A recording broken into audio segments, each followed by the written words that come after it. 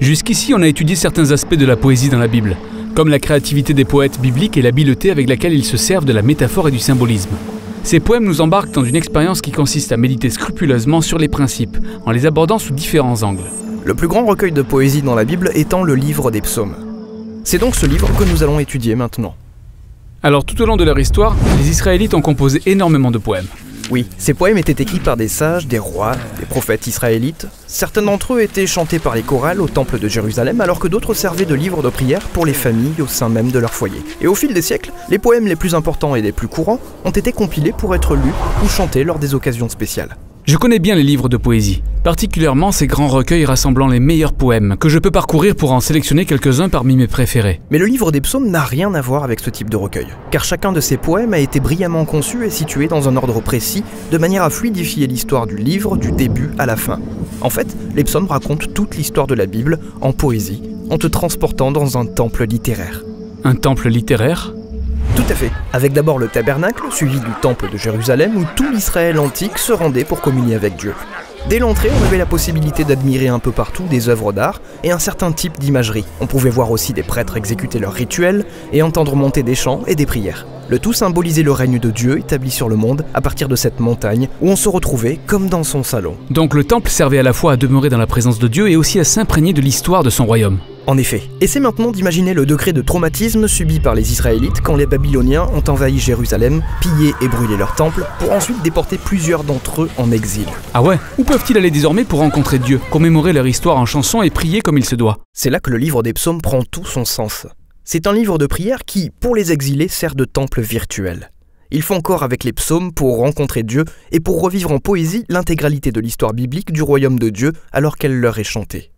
Super, mais comment le livre des psaumes peut-il faire tout ça ? Commençons par la structure du livre. Il contient 150 poèmes répartis dans 5 sections bien définies. Au début, il y a une courte introduction faite par les psaumes 1 et 2 qui couvre les principaux thèmes du livre à travers une synthèse revisitant l'histoire de la Bible. D'accord.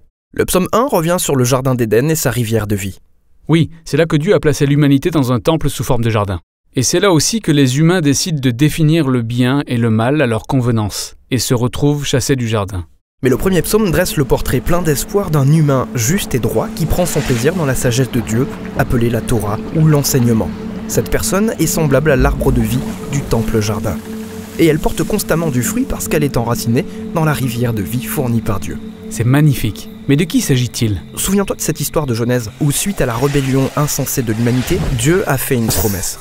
Ah oui, l'humain à venir, la descendance de la femme qui viendrait et triompherait du mal pour restaurer le monde. Eh bien, c'est de lui que parle le psaume 2.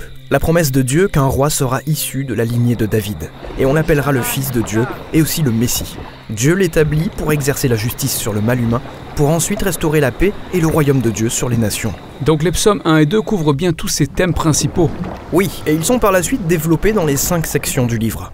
Les 2 premières concernent la très complexe et délicate histoire de David et de sa famille royale. La 3e section tourne autour des épisodes tragiques que sont l'exil d'Israël et la chute de la lignée royale de David.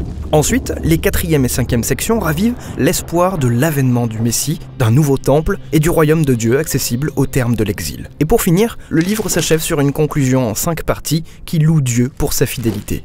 Intéressant, donc près de la moitié des psaumes est reliée à un homme, le roi David que Dieu a choisi pour régner sur Israël. En effet, la vie de David est incontournable dans ce livre. Il a traversé un grand nombre d'épreuves, mais a toujours démontré une foi inébranlable en Dieu. Et par le biais de ses poèmes, David partage ses craintes, confesse ses manquements et rend grâce à son Rédempteur. Et il y parle constamment de son aspiration profonde à demeurer dans la présence de Dieu dans le temple. Un instant. David a vécu bien avant la construction du temple. En effet, cette image de David en train d'espérer et de prier pour l'avènement du royaume de Dieu et le futur temple rappelle les espoirs des générations suivantes comme celles des exilés. Par conséquent, ils peuvent s'approprier les prières de David. Ce qui fait de David un coach de prière, nous aidant à formuler nos prières tout en nous montrant la marche à suivre pour entrer dans la présence de Dieu, aussi bien dans les moments de joie que les moments de peine. Tout à fait. Il y a 73 poèmes qui sont directement reliés à David, mais la plupart des autres poèmes ont été écrits par des poètes bibliques issus des générations suivantes, qui se sont inspirés de David dans leurs approches de la prière et de l'espérance. Ce qui en définitive fait du livre des psaumes un temple virtuel pour le peuple de Dieu, toutes générations confondues. Ce n'est pas le genre de livre qu'on se contente de lire une fois avant de passer à autre chose. Non, il a vocation à être lu et relu à maintes reprises dans le cadre d'un mode de vie de dévotion et de méditation. Et nous sommes censés nous approprier ses prières, ses lamentations et ses cantiques de louanges. Ces poèmes sont dédiés à tous les exilés sur terre, qui aspirent à vivre selon la sagesse divine et à pratiquer la justice de Dieu dans le monde, tout en étant pleins d'espérance concernant l'avènement du Messie et le royaume de Dieu.